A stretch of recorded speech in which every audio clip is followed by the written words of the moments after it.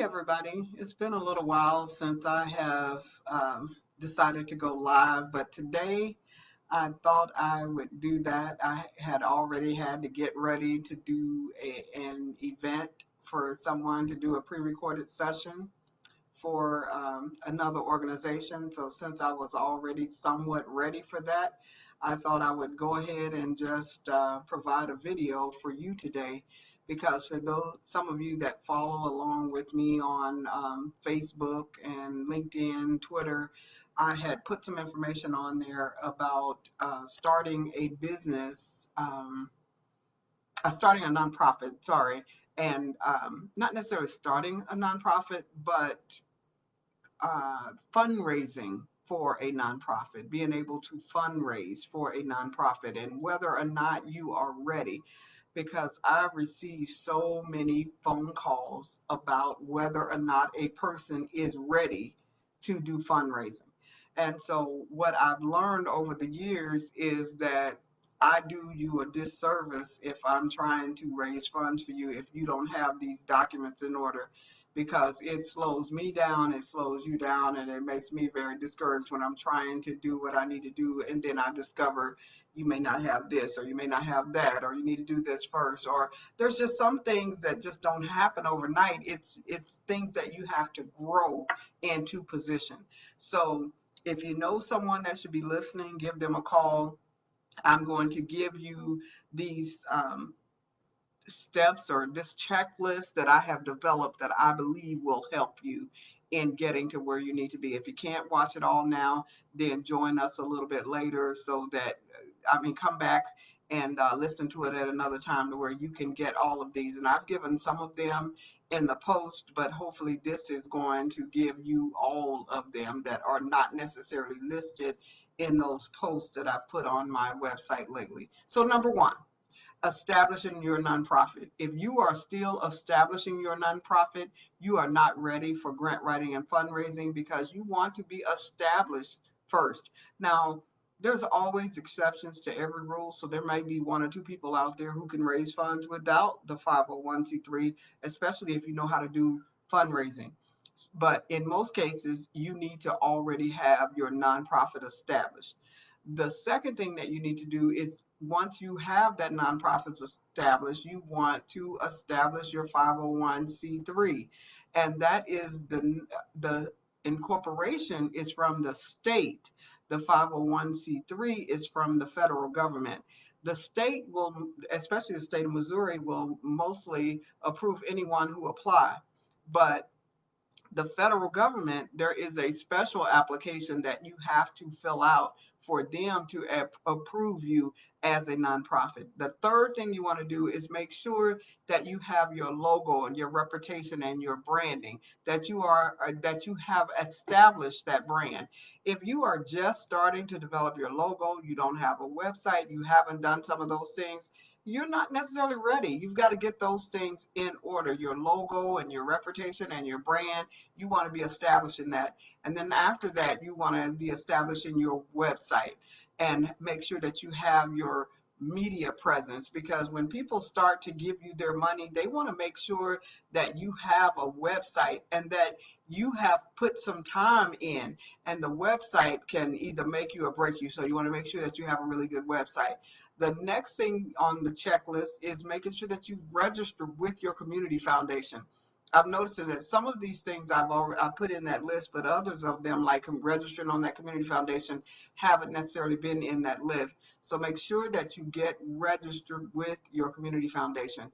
You want to register on grants.gov. If you have not done these things, you are not ready. And I don't mean getting ready to register. I mean you are completely registered on grants.gov. And if you don't know what I'm talking about, you're not ready for grant writing, or you're not ready for fundraising. You want to have all these I's dotted and T's crossed before you approach someone to try to write grants for you, or you want to get a coach or a mentor or someone to help you get these things established.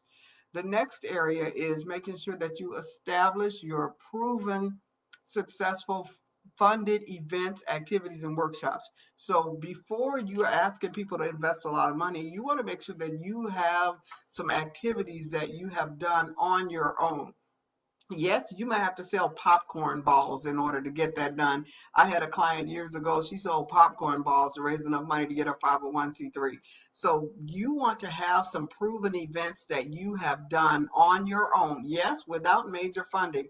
And it's easier than ever to do that now that you have the internet and you have the websites and you have all of these freebies that you can find out online. So make sure that you're doing that.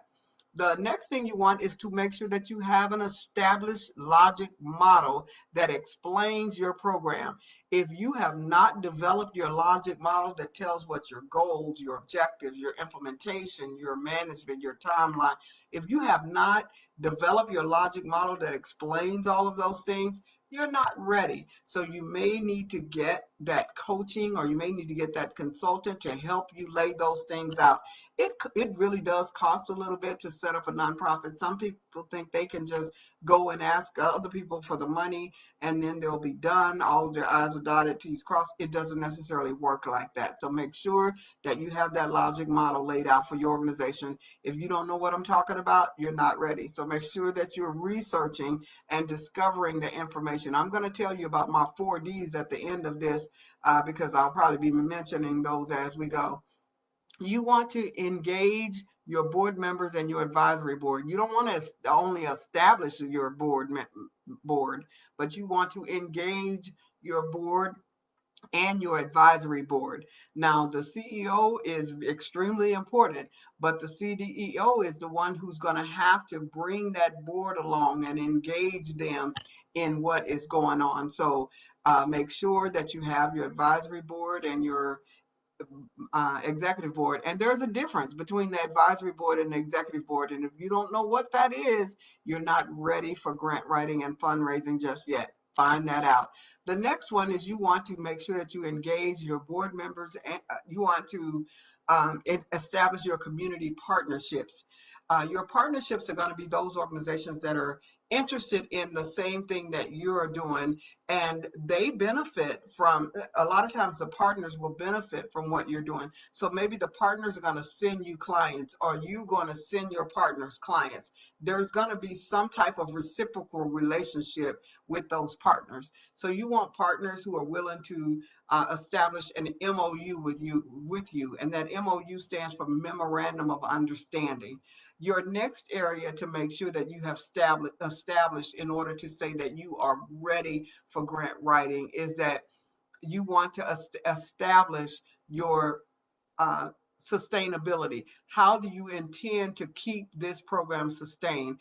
And that goal moves to our next area, and that is you want to develop that organization, that operating budget or your organizational budget that tells approximately how much money you need for your organization to operate for the entire year. No, you don't have it yet, but you still have to establish that budget. You need to know whether your organization is a $100,000 organization or if it's $1 million organization. And are you going to be able to get that from one funder? More than likely not. You're not going to be able to get that from one funder. But if you hang in there, then at some point in time, you will be able to ask different funders for different line items. So keep that in mind as you are building. So you need to develop that sustainability first, kind of a sustainability plan. And your sustainability plan it can be a part individual given, it can be part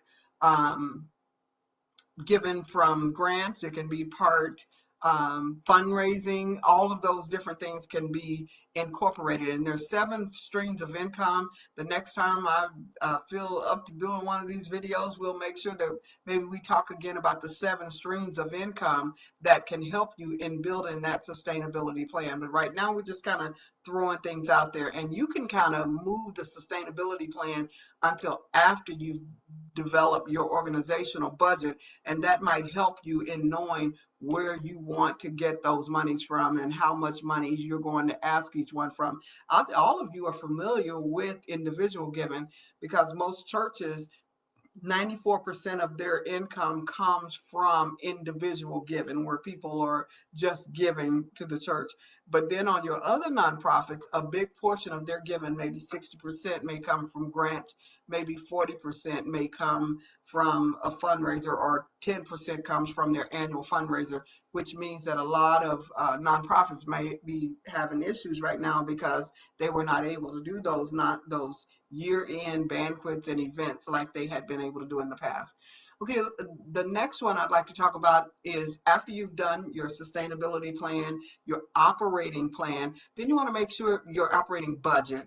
You want to make sure that you have a program budget. Every time you go after a grant, you need to have a program budget. And the program budget is just that. It's for that particular program. So maybe your overall operating budget is 100,000 or a million or 10 million or 20 million.